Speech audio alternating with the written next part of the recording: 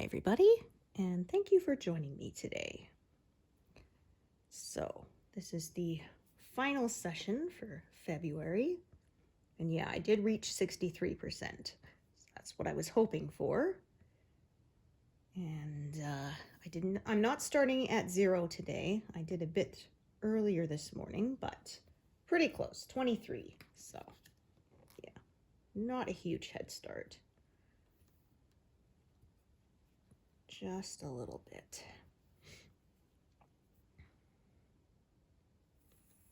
Yeah, I was working a bit on a different project this morning because I wanted to reach a milestone before the end of the month for it. So yeah, then I switched back to this, but yeah, other stuff happened, so I wasn't going to be able to make a video then. So now I have a chunk of free time to sit down and stitch. So we'll do that now. Yeah, so my new oven arrived. Very happy with it. Yeah. Only thing it works pretty much like my old one. Like, I find the temperature gauge is accurate. I actually baked some cookies this morning and they turned out great. They're double chocolate cookies. Yeah. Chocolate cookies with chocolate chips. Yum. They're very good. But I did discover that the broiler is hotter than in my old oven. Yeah, and my old one was different. So you had to set your switch to bake or broil and then set the temperature. This one, you can't set a temperature from the broiler. It's either low or high.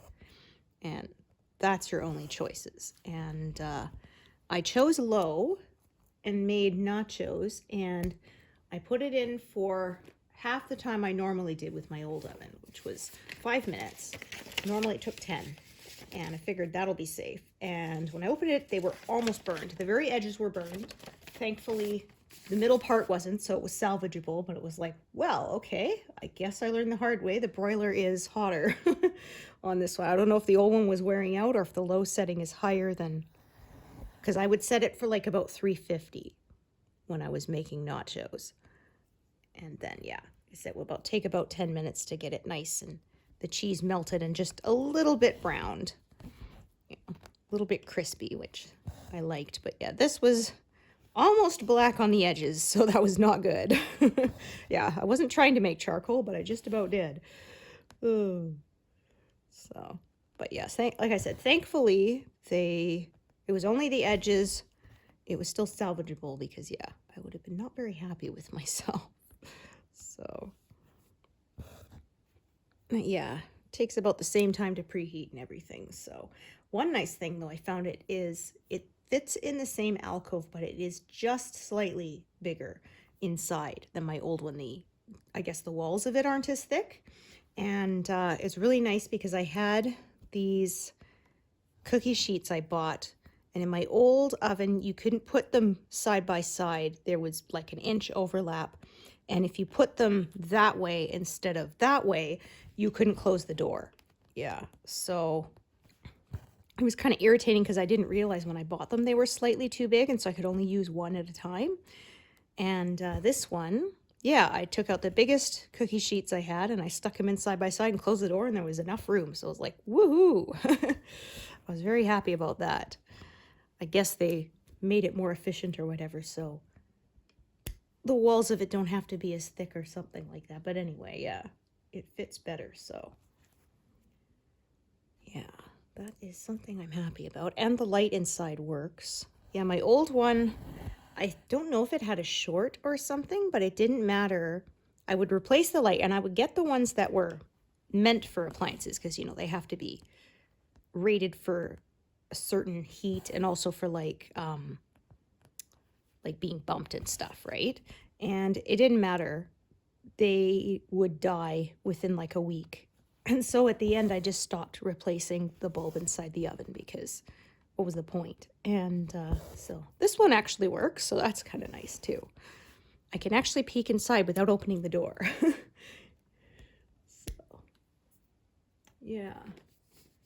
And I find the heat settings for the coils are the same, so that's really nice because, yeah, like I say, not all stovetops are, you know, a 4 on one stovetop is not necessarily the same amount of heat as a 4 on another one, but this one is the same, so yeah, that worked out good. The only thing that's really that different is my old one, the knobs were one above the other, so it was kind of obvious which knob went with which coil. But this one, they're really big, so they have to be beside each other, and they kind of put them like opposite what I would have put them. So like the top one is on the inside, and I would have put the top ones on the outside. That's just, for me, how my brain would read it, and they have it the opposite. So I have to actually look at the diagram every time to make sure I'm turning the correct one on. Yeah. I'm sure eventually it will become second nature, but yeah, for the moment it's not, so. But yeah, that's really the only little complaint I had. Otherwise, it works great, so. Yeah, and I have to remember to send in my registration card. I filled it all out and I put a stamp on it because they don't pay the postage because they're cheap, I guess. And I keep forgetting to take it with me to the post box to get that sent in. Yeah, and it was funny. They had this little note on it saying, oh, scan this QR code and get an extra 6 months extended warranty for free. There's no QR code. We looked everywhere. Yeah, all the packing equipment on the stove itself, in the manual. Yeah, we couldn't find any QR code, so oh well, whatever. But yeah, so I'm glad that's done. Hopefully, fingers crossed, we won't need any more major appliances replaced for a while.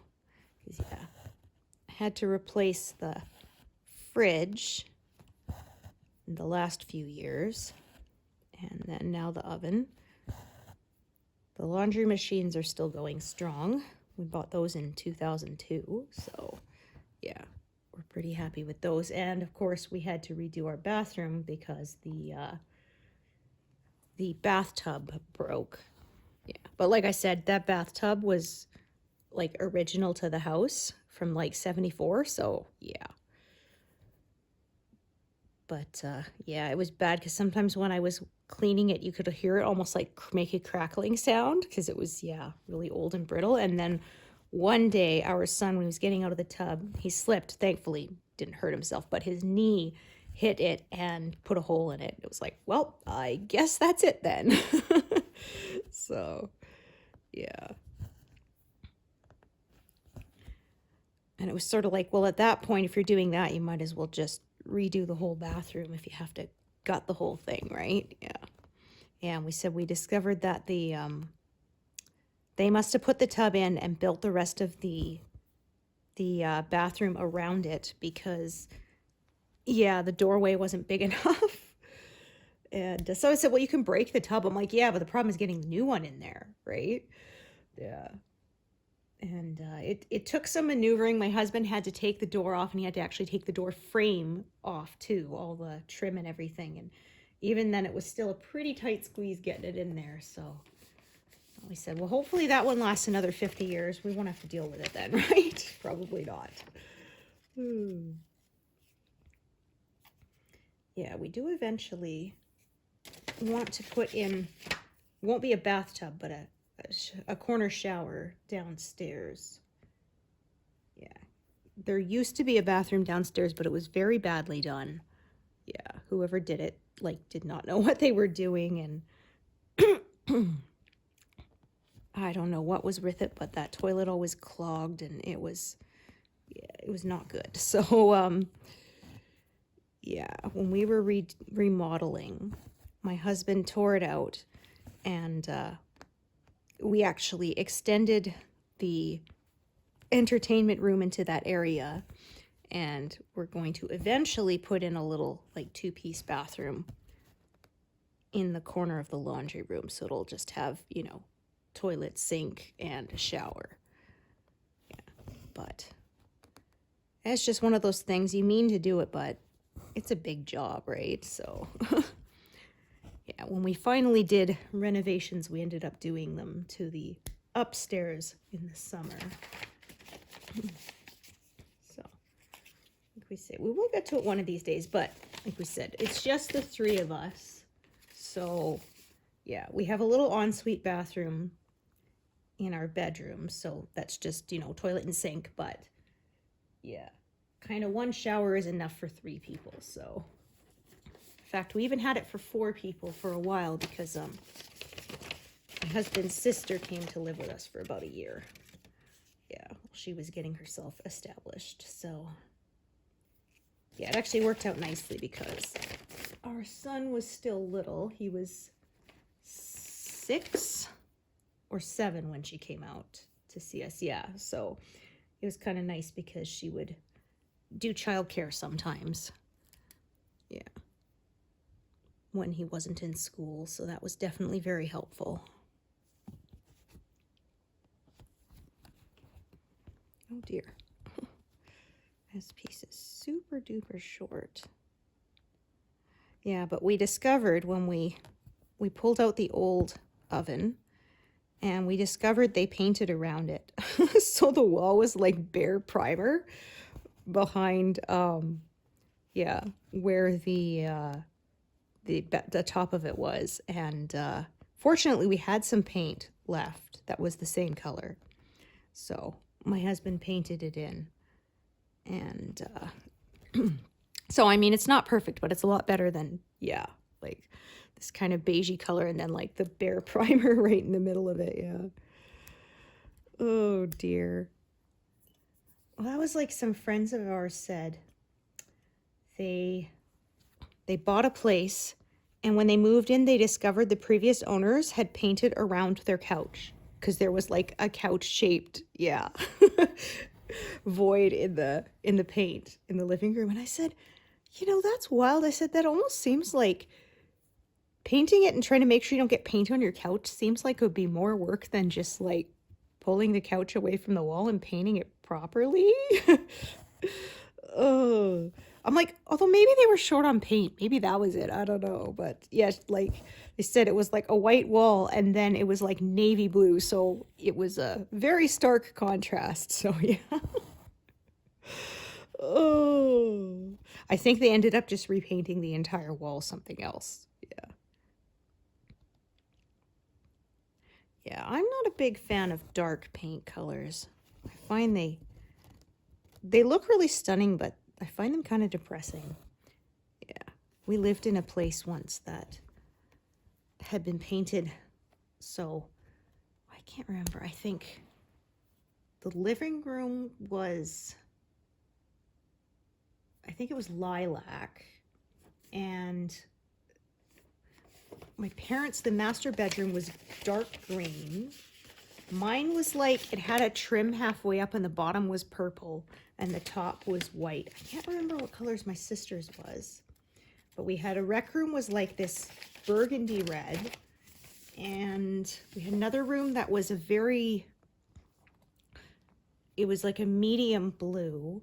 And I mean, it looked nice, but I don't know. It was just kind of, it didn't look like home to us. Yeah. And I remember, it could be just a coincidence, but I remember my parents wanted to move again because this was after my sister and I had both left home. So, you know, my parents did like a 4-bedroom house was a bit big for just the 2 of them at that point. They wanted to downsize. So they put it on the market, and yeah, like it wouldn't sell. My dad finally said, okay, enough. And he pulled out some, you know, beige paint, and he painted over the living room and some of the other colors, and it sold like the next week. He's like, could be just a coincidence, but you know, yeah. He said, I'm thinking it might not have been. Yeah, it's like, painting isn't that hard, but at the same time, when you're looking to move in somewhere, do you really want to, you know, have to do anything before you move in? Because, yeah, I know I sure don't. Ooh.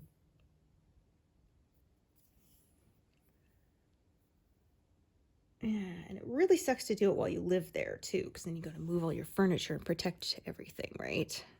Yeah, it's much easier to do when the house is empty. Okay, so yeah, kind of making almost a diagonal going this way because the peacock's wing feathers are going that way. So yeah, this is fairly colorful. This bit here, sort of all through this one feather that curves this way, there's these dots of blue and green throughout it. So yeah, it's fairly confetti heavy for a bit. Yeah. So for the moment, I'm stopping and starting. I might sort of go outside of that in a bit. Yeah, I got a burgundy strip kind of coming this way. So yeah, the whole thing is kind of just building up that way. So it just seemed sort of natural to me to follow that. Follow the way the color is going. So yeah, our cold snap is over. Woohoo! It is above freezing out there, which is really nice, but unfortunately also means that we are beginning the battle of the flooded walkway. Yeah. The walkway that goes from our driveway up to the front door. It sank over time, and yeah, the edge of the roof, kind of, the water will drop right into the middle of it. Yeah, and even if it didn't, everything thaws, and then it just kind of runs into, of course, the lowest area, and then it refreezes, and oh yeah, it's a real nightmare.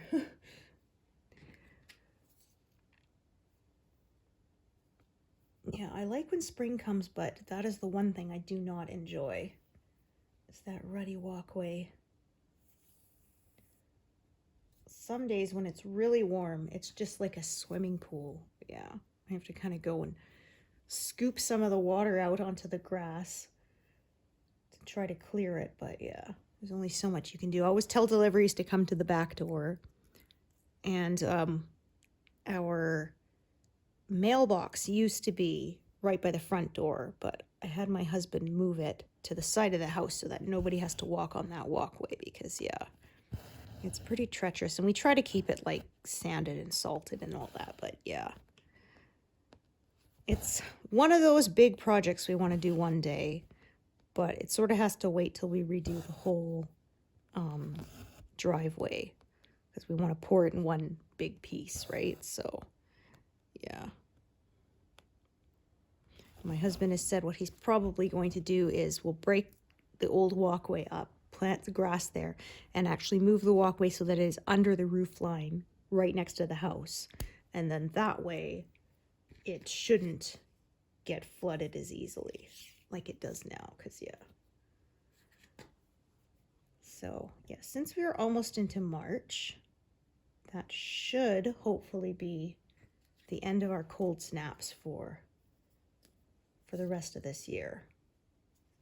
Yeah, it's pretty rare we have super cold. We might still get snow a couple of times, but it will be barely below freezing when that happens usually at this time of year. So yeah. Yeah, we have the same problem with the sidewalks too. Same thing. Over time they've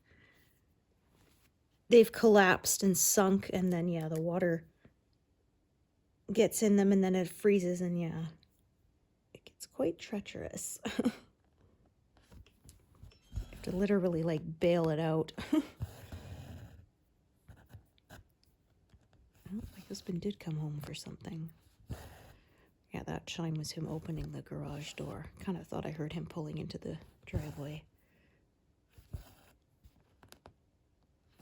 Wonder if he'll come in here and interrupt me. Yeah. I do usually tell him the days I'm filming, but he always forgets. Sometimes he walks right up to me and starts talking, and I'm like, you can see the camera like right there above my work. Like, and I told you this morning I was going to film, but yeah, he forgets. Wow, I can't really get mad. I forget stuff all the time too, so. Okay, so this one won't be using for a while. So I think I will. Yeah, it was out of my tray, but I think I'm going to pack it away for a bit.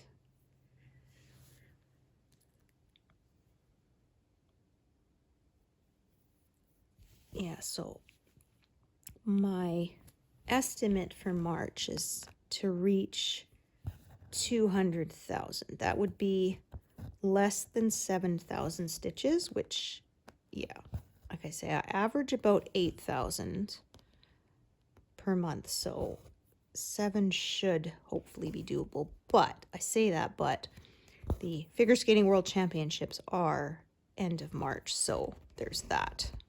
Yeah, I will lose some days to watching that, so we will see.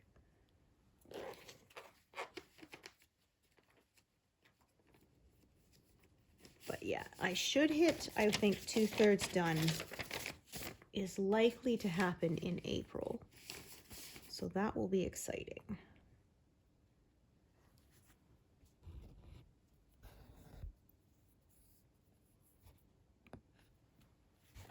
Right. I was just glancing there to make sure everything is in the camera frame properly. I can't zoom out too far while I'm stitching or it gets blurry, which is what I discovered a while back. Because I do like to zoom in during editing nice and close to the area I'm stitching so that you can really see the stitching detail. Because I know people like that, but yeah. That means if I start with it zoomed out too far, yeah, it can get blurry when you zoom in, so I kind of have to, yeah, stitch in a smaller area when I'm filming and kind of make sure everything is in there, or sometimes move the camera if necessary.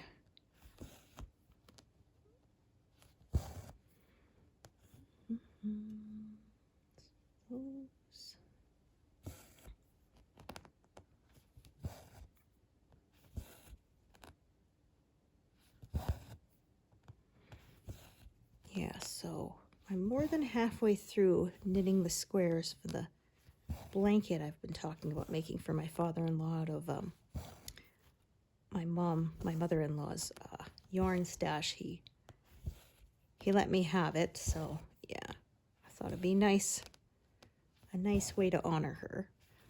So yeah, I've got 13 squares out of 20 completed, and yeah, so the other day I sat down and started weaving in all the ends because there's like 8 per square. Well, 10, but I use a couple of them to sew it together. But so yeah, there's like 8 per square, and when you multiply that by how many squares, you know, it adds up, right? It's quite a few. And yeah, I said it was kind of weird. I was sitting there using my yarn needle to weave the ends in on the back, and I said, okay, it was really weird for me to stitch one-handed because I was holding the knitting in my left hand and using my right hand to sew it in. And it's like, yes, I was thinking I have not stitched one-handed in quite a while. Yeah, because I have been stitching two-handed like this for a few years now. Yeah, I made the switch, I'm trying to think how far back, 2018 maybe, something like that. Yeah, I found it faster, and my arm got less tired too. Yeah, and I don't smack it into the frame as much because, yeah, I like to keep the frame nice and close, and sort of having to move my hand to the top and the bottom and back again meant that I would smack it into the work a lot. And yeah, my right arm would get really tired, so I forced myself to learn to stitch two-handed a little faster, and then yeah, my left arm takes a lot more of the work so that my right doesn't get tired. I'm right-handed, so.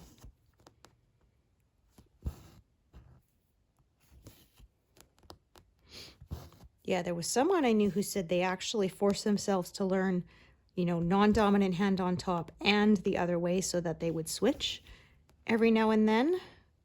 I tried that, but I could not do it with my left hand underneath. Yeah, I would spend so much time poking around trying to find the right spot that, yeah, it was not saving me any time, and it just felt so awkward. So, yeah, I gave up on that.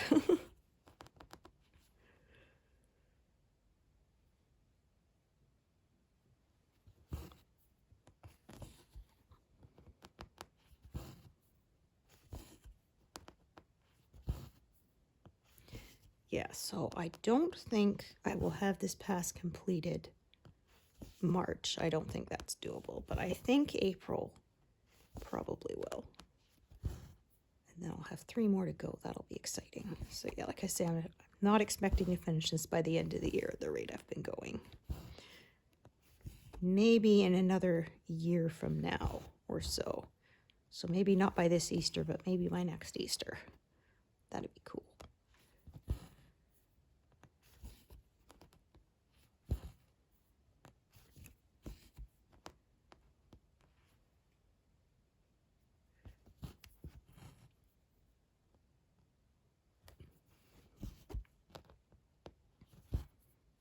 Yeah, so if I reach 194,000 by the end of February, I'll have done 8,000 in the month. So that will keep me on track.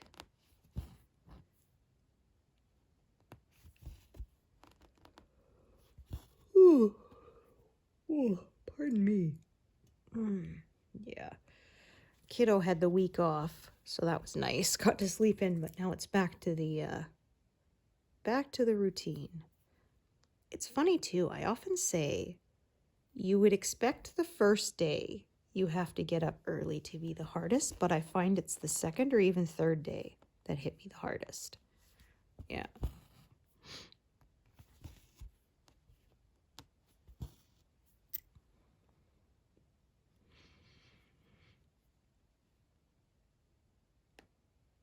Yeah, and I know technically could do what experts say, which is don't sleep in, go the same time even on days off, so you don't get off of schedule. But I'm like, no. When I can sleep in, I don't care if I have to pay for it later.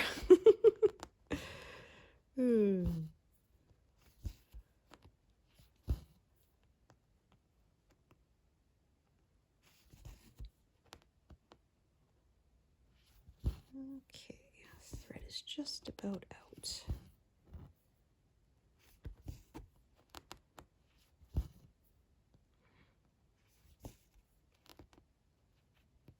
Okay, I'm gonna go this way.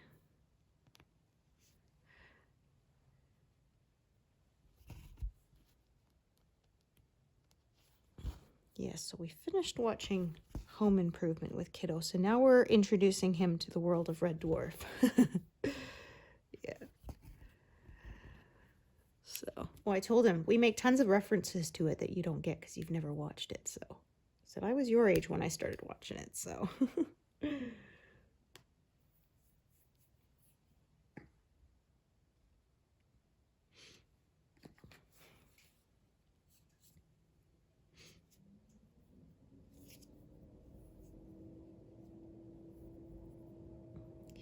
just trying to see, yeah, what I had left over and if I want to start a full-length piece or not. But yeah, I'm thinking I will.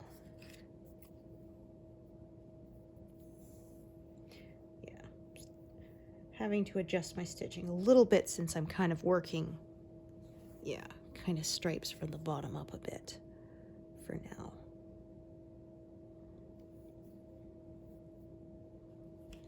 Yeah, so I used to try to force it to stay diagonally, but I found, like I said, the way the colors of the peacock's tail were going, I was fighting it. So I decided to stop fighting it and go with the flow. And yeah, I'm enjoying it more. However, I'm leaving up my older tutorials of my old diagonal stitching style, as I know some people prefer that method. So those are still there. And who knows, it may morph over time again. I don't know. Okay, so I've got 2 of that heavy. But this one is done anyway, so no problem.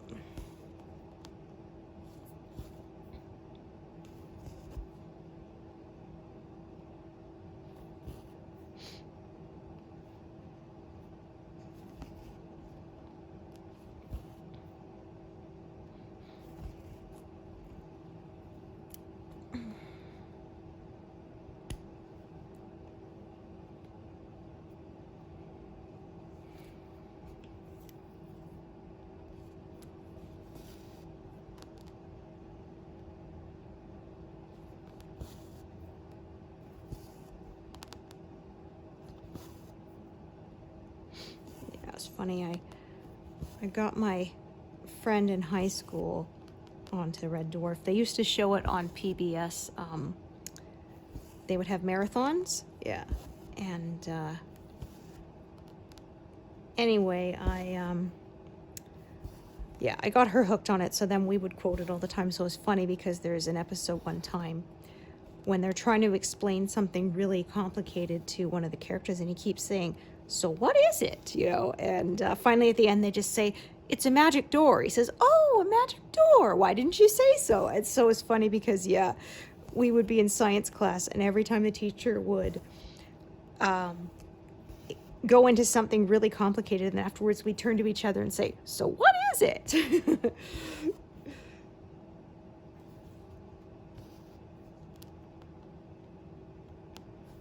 Even if we understood it, yeah.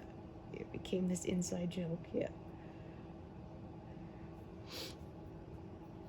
I was joking about that because, yeah, I was complaining a few months ago.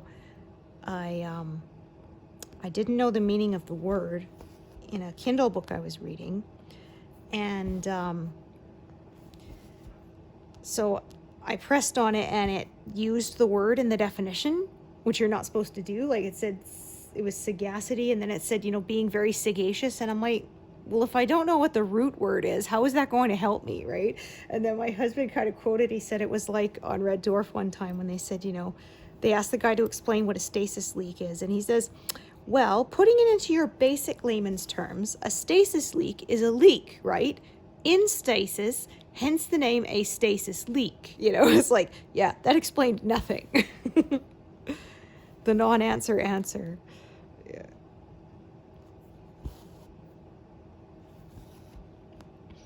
Yeah. And it's sagacious. I think it was somebody who's very wise and intelligent or something. But yeah, it would be like saying he had a lot of intelligence, and you say, what's intelligence? Oh, it's being very intelligent. Well, thanks. That explains nothing if you don't know what the root word means. Like, yeah, I posted on Facebook, and one of my friends was like, for Pete's sake, we learned in like 4th grade, you don't use the word in the definition of the word because that's completely circular. Yeah. It's technically correct, but explains absolutely nothing.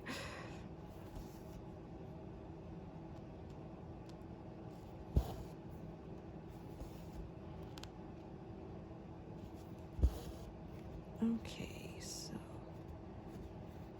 just making sure there was no knot there. It kind of felt like it had caught, but it didn't. Yeah, it's nice and smooth, so we're good. She says paranoid and still ducks her head underneath to double check, just in case. Yeah.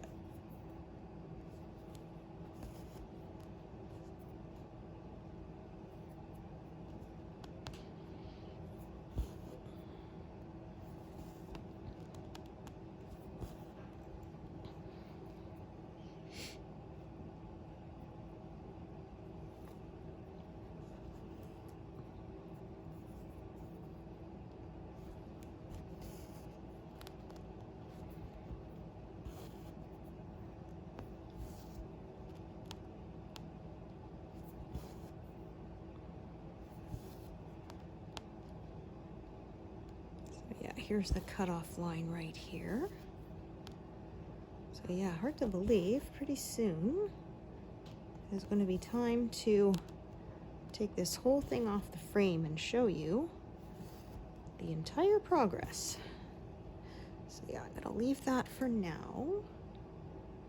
Right there. I'm going to go right back up again, yeah, like I say, working in strips, working my way down.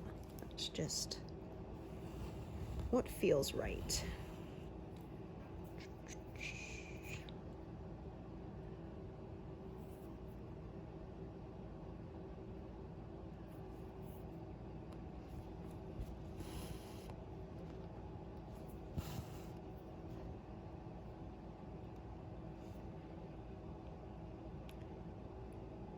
Okay.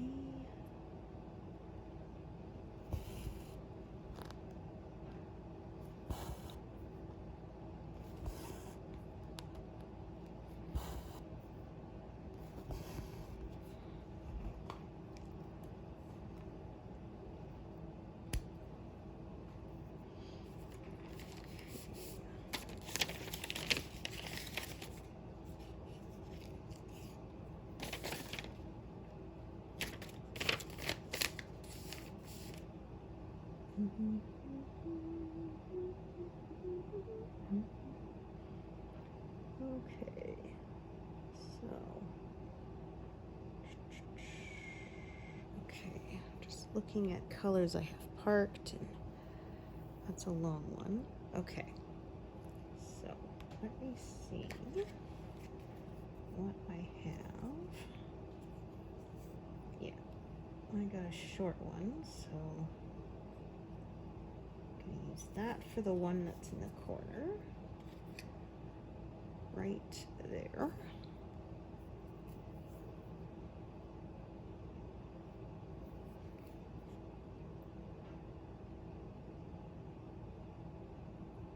Oh dear. If I could manage to thread it, that is. There we go.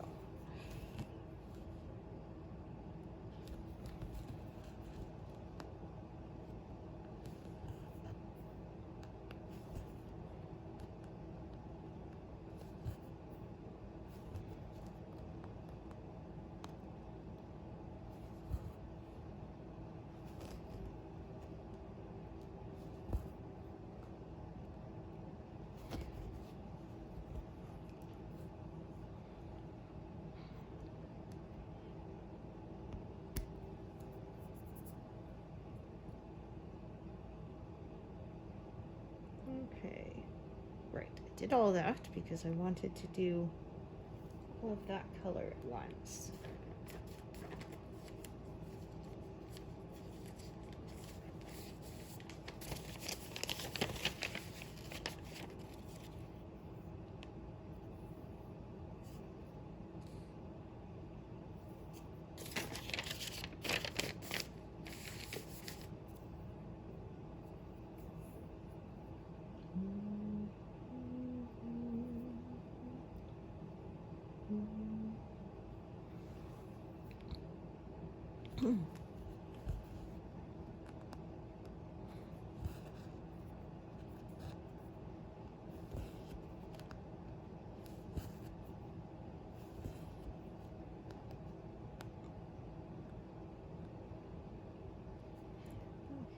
That one.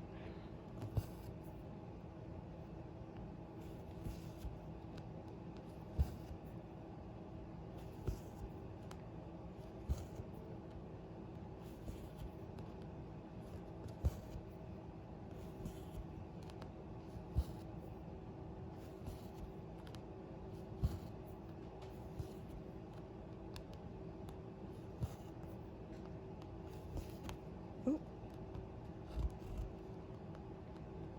There we go.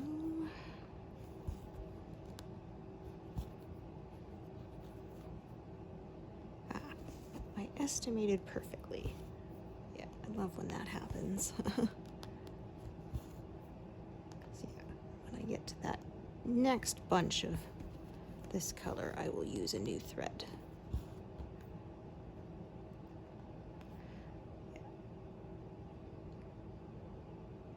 Yeah, I've had a lot of practice, so I can usually estimate pretty closely how many stitches I will get over or out of a leftover thread.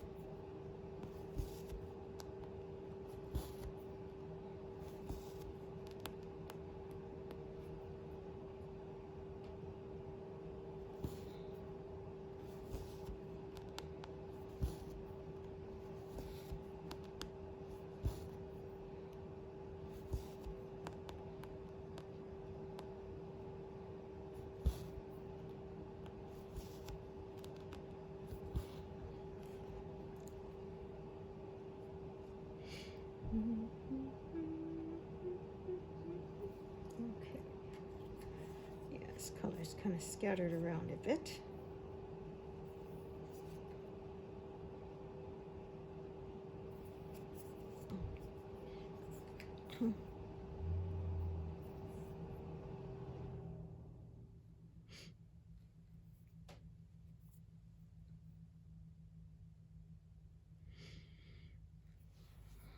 Oops. Hate when I do that. I threaded the needle and then almost unthreaded it, catching it on my finger.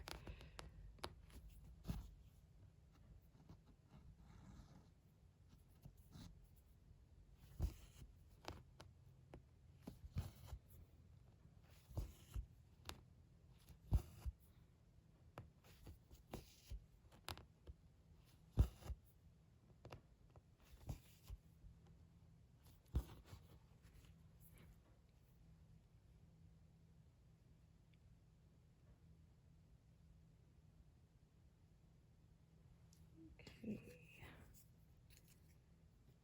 So yeah, doing a lot more of carrying threads up rather than down because I'm working more from the bottom up than the top down.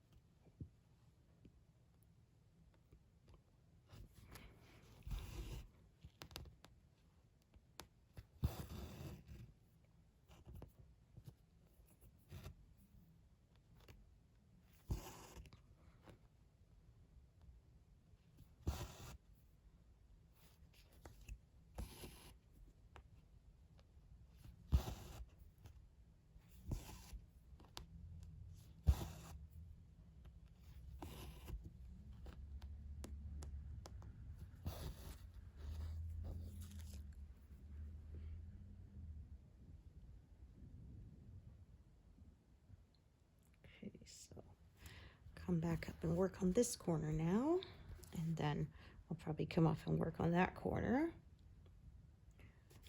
Yeah, just slowly adding layers on top of layers.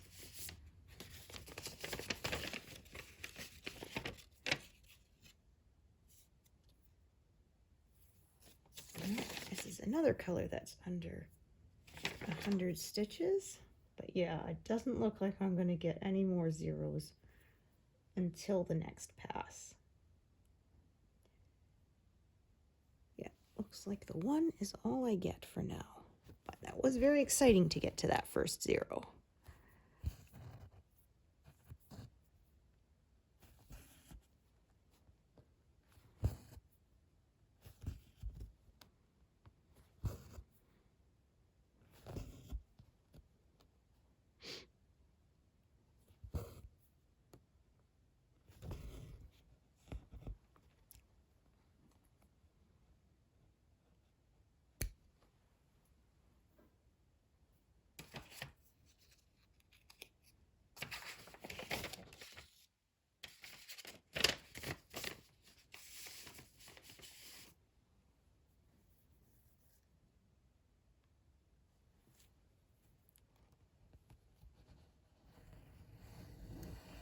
It's actually longer than I thought, but I have that other thread that's closer, so I think I'm going to just tie this one off, yeah, rather than carrying it over to park there, because that would waste a fair amount of thread on the back. So I'm just going to tie this off and save the pieces for another place.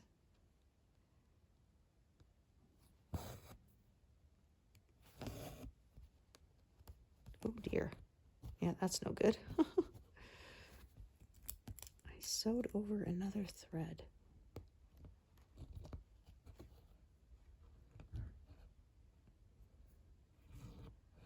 There we go. I don't usually do that.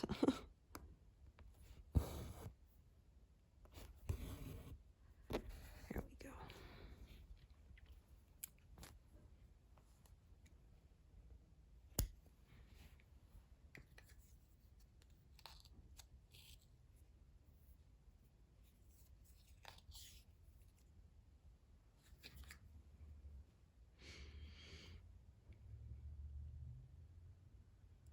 so another one I'm going to carry from the bottom again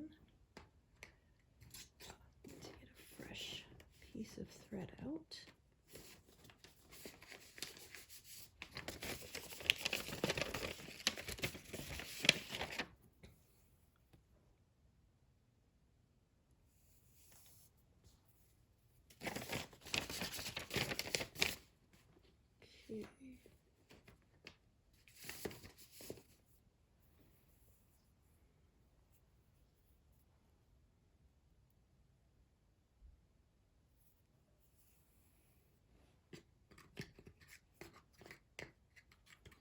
A lot of these oranges in my working trays. I have to make sure I keep them far apart from each other so I don't mix up which color is which.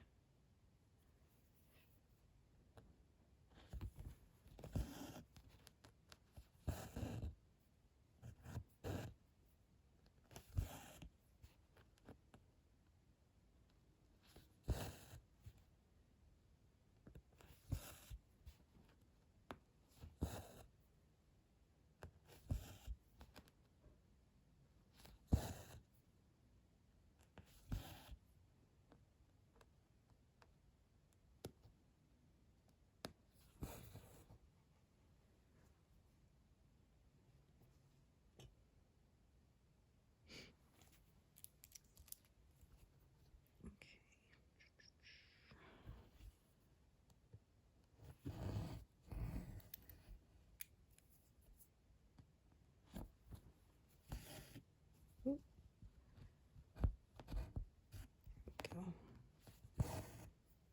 Don't want to tie knots like that.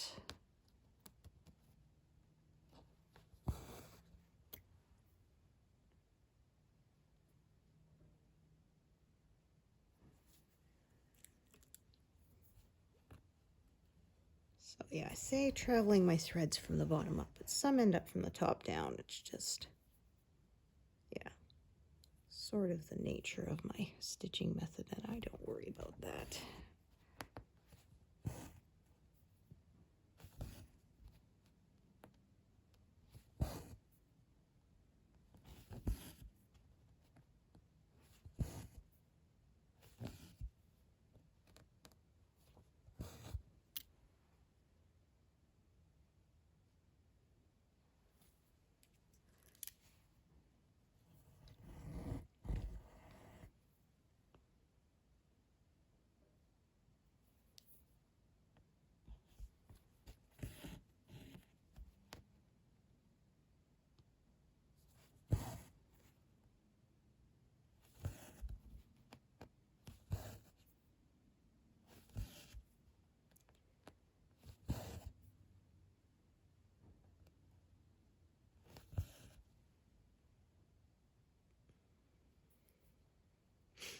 Okay, that is still within an inch, so I am going to carry this over.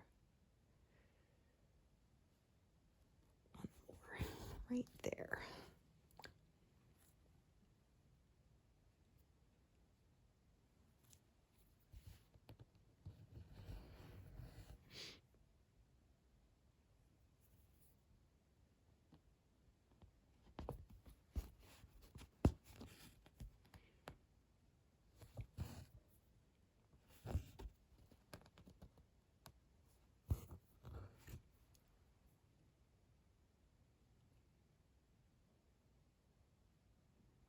Okay, I'm going to look at this one here. So that is long. I generally don't like to do floating stitches. Like I say, they're not connected on any side, but in this case I am gonna, because I don't want to do another thread when this stitch is by itself here. So I will do that one. Yeah, like I say, I try to avoid that, but sometimes it just becomes more trouble than it's worth, so I don't sweat it then. Yeah, I generally don't like to do that because I miscount more easily. I did that the other day.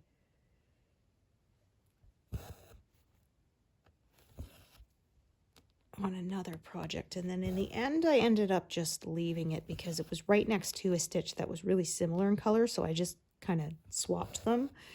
And yeah, I transposed them and just left it because it was good enough.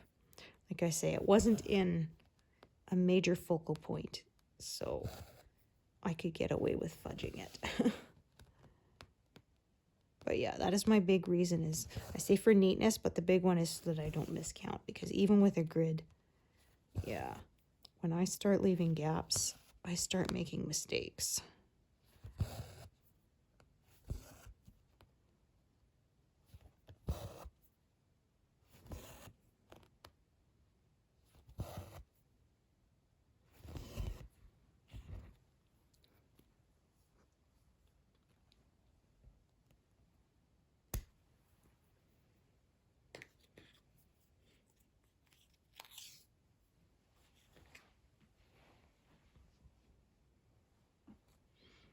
Okay.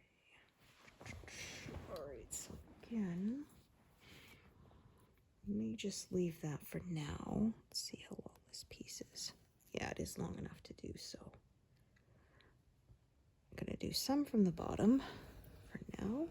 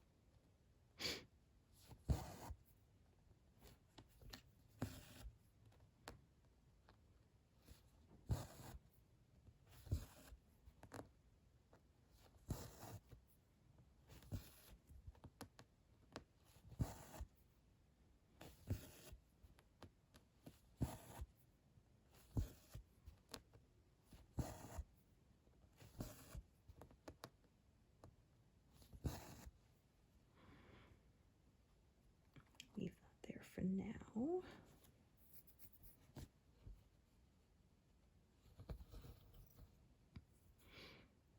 Yes, I'm going to kind of keep on working downwards before I come up to fill in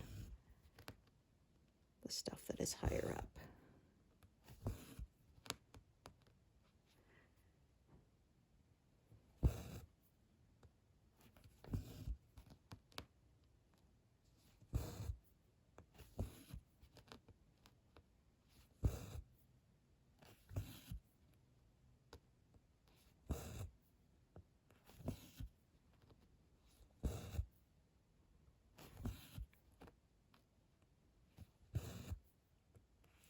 Skip a little, and I'm going to do these first since they're right up against that edge there.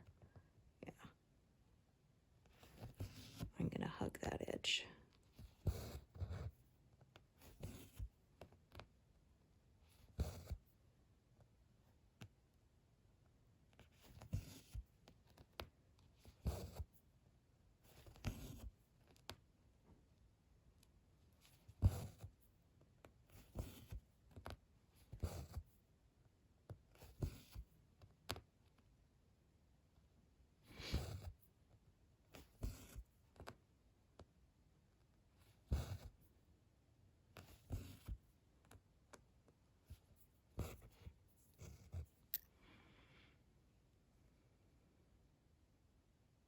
Okay, so I'm going to look at this color here.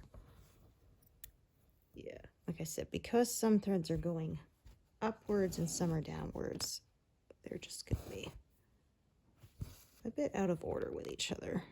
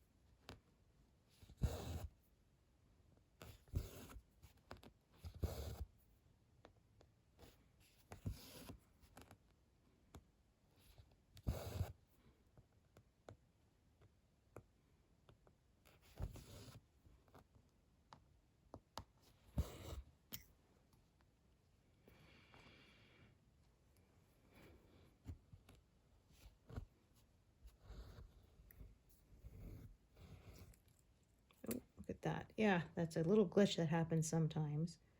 Yeah.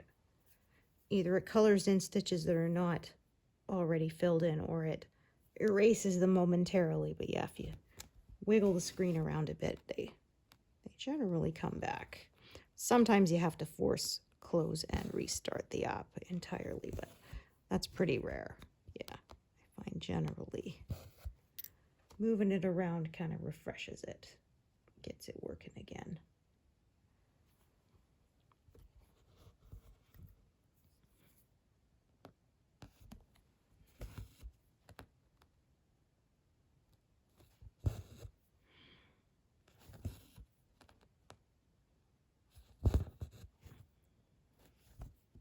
Oopsie.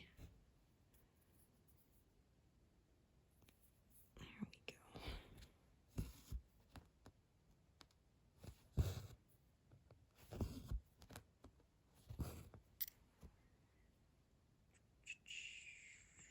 This color, yeah, I can see it kind of scatters around a bit. But I think this is where I'm going to take a break anyway, because yeah, I am starting to feel a little stiff, like I need to stretch a bit. So yeah, so thank you so much for joining me today, and I hope to see you here next time. Thanks everyone.